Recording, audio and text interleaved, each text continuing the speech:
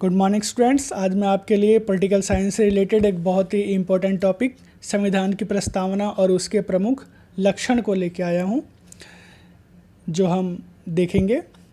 सबसे पहले संविधान सभा की उद्देशिका को में क्या और कब जोड़ा गया। 42वें संविधान संशोधन जो 1976 में हुआ था, उसके अनुसार संविधान की प्रस्तावना में कुछ और शब्द और भावों को जोड़ा गया, जो इस प्रकार से है।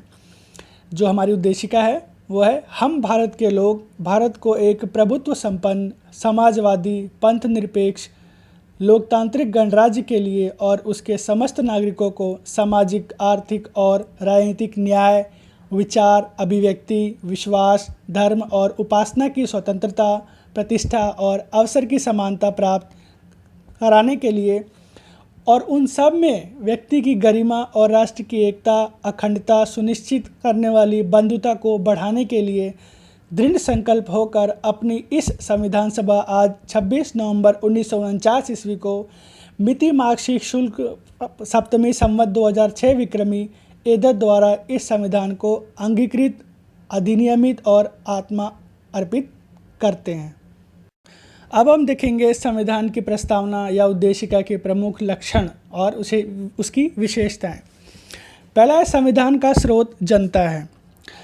आरंभिक शब्द यह इंगित करते हैं कि भारतीय संविधान का स्रोत जनता है और भारतीय शासन की अंतिम स्रोत जनता में निहित है। भारतीय जनता ने इस संविधान को अंगीकृत, अधिनियमित किया है। प्रस्तावना का सार बिंदु ये है कि हम भारत के लोग प्रस्तावना के संविधान को अंगीकृत और आत्मा अर्पित करते हैं। डॉक्टर अंबेडकर के अनुसार प्रस्तावना ये स्पष्ट कर देती है कि इस संविधान का आधार जनता है और इसमें निहित सभी प्राधिकार और प्रभुसत्ता सब जनता से ही प्राप्त हुए हैं। दूसरा है, शासन के ध्येयों की घोषणा। प्रस्तावना में कार्यपालिका, व्यवस्थापिका और न्यायपालिका के ध्येयों की स्पष्ट घोषणा की गई है। प्रस्तावना के द्वारा सरकार के लक्ष्यों को इंगित किया गया है और यह अपेक्षा की गई है कि वह उन लक्ष्यों को पूरा करने की कोशिश करेगी। प्रस्तावना के अनुसार हमारे गणतंत्र के 4 प्रमुख उद्देश्य हैं: न्याय, स्वतंत्रता, समानता और भ्रातृत्व। तीसरा है, संपूर्ण प्रभुत्व संपन्न। प्रस्तावना में इस विषय पर बल दिया गया है कि संविधान का प्रमुख और महत्वपूर्ण उद्देश्य भारत को एक संपूर्ण प्रभुत्व संपन्न राज्य बनाना है। संपूर्ण प्रभुत्व संपन्न या सार्वभौम का शब्द का प्रयोग किया जाना इस बात का द्योतक है कि बाहर और वैदेशिक मामलों में भारत सरकार सार्वभौम और स्वतंत्र है। चौथा है हमारा लोकतंत्रात्मक संविधान। संविधान की प्रस्तावना में भारत को एक लोकतांत्रिक राज्य घोषित किया गया है। देश में जनता के द्वारा राजशक्ति का प्रयोग किया जाएगा। राजशक्ति का प्रयोग किसी एक वर्ग विशेष पर उसका अधिकार नहीं होगा। उसके शासन का संचालन बहुमत के सिद्धांत पर होगा और शासन मुखिया के द्वारा किया जाएगा, जिन्हें जनता का समर्थन प्राप्त होगा। शेष अधिकार वर्ग प्राप्त पर नहीं होगा और राज्य की सीमा में निवास करने वाले समस्त स्त्री और पुरुषों को समानता प्राप्त होगी, जिसमें अल्पसंख्यकों को सुरक्षा प्राप्त होगी। आर्थिक शक्ति का समानतापूर्वक वितरण होगा, किसी वर्ग का शोषण नहीं होगा। न्याय, स्वतंत्रता, समानता, व्यक्ति की गरिमा, राष्ट्र की एकता, बंधुता आदि यह प्रकट करते हैं कि यह देश न केवल राजनीतिक लोकतंत्र का प्रदर्शित करेगा, अपितु सामाजिक और आर्थिक लोकतंत्र भी होगा। अगला है हमारा गणराज्य। प्रस्तावना में गणतंत्र उपयोग इस विषय पर प्रभाव डालता है कि 2 प्रकार की लोकतांत्रिक व्यवस्थाओं, वंशानुगत लोकतंत्र और लोकतांत्रिक गणराज्य में से भारतीय संविधान के अंतर्गत लोकतंत्र गणराज्य की व्यवस्था को अपनाया गया है। भारतीय संविधान की प्रस्तावना यह इंगित करती है कि भारत में राजतंत्र का मुखिया कोई वंशानुगत राजा नहीं बल्कि निर्वाचित राष्ट्रपति होगा और राष्ट्रपति पद पर कोई भी नागरिक पहुंच सकेगा।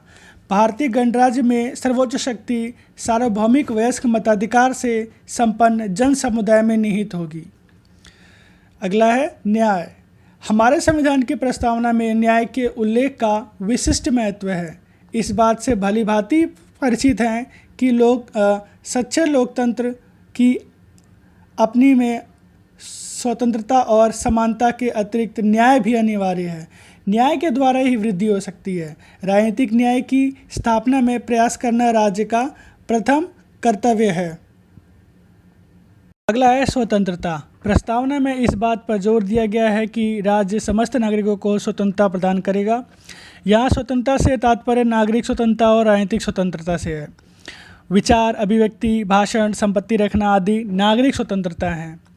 मतदान में भाग लेना, प्रतिनिधियों को चुनना, निर्वाचन में खड़ा होना, सार्वजनिक पद पर नियुक्ति का अधिकार, सरकारी नीतियों की आलोचना करना आदि राजनीतिक स्वतंत्रता हैं। प्रस्तावना में भारतीय नागरिकों के व्यक्तित्व के विकास हेतु स्वतंत्रता का आश्वासन दिया गया है। अगला है पंथ निरपेक्षता। पंथ निरपेक्ष राज्य किसी पंथ विशेष को प्रोत्साहन नहीं देता और ना ही वह किसी पंथ के साथ कठोरता का व्यवहार करता है। पंथ निरपेक्ष राज्य के अंतर्गत धर्म को नितांत व्यक्तिगत वस्तु समझा जाता है। पंथ निरपेक्ष में धर्म की उपासना की पूर्ण स्वतंत्रता प्रदान करके धार्मिक अल्पसंख्यकों को कारगर संरक्षण प्रदान किया गया है। समता से अभिप्राय है कि अपने व्यक्तित्व के समुचित विकास के लिए प्रत्येक मनुष्य को समान अवसर प्रदान किए जाने चाहिए। जाति, वंश के आधार पर मनुष्य में अंतर नहीं करना चाहिए। सबको देश के शासन विधान में समान भाग होना चाहिए। संपत्ति के आधार पर राजनीतिक अधिकारों का निषेध नहीं होना चाहिए। समान योग्यता के लिए समान वेतन होना चाहिए। एक वर्ग का दूसरे वर्ग को शोषण करने का कोई अधिकार नहीं होना चाहिए। हमारे संविधान की प्रस्तावना में नागरिकों को स्थान और अवसर की समानता प्रदान की गई है, जो अत्यंत विस्तृत है। अगला है राष्ट्रीय एकता। प्रस्तावना में राष्ट्रीय एकता पर भी बल दिया गया है। भाषा आदि की विविधता होते हुए भी भारत एक राष्ट्र है।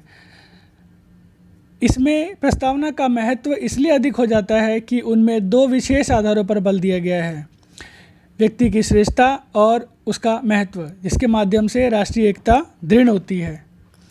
आशा आपको वीडियो पसंद आई होगी। वीडियो देखने के लिए धन्यवाद।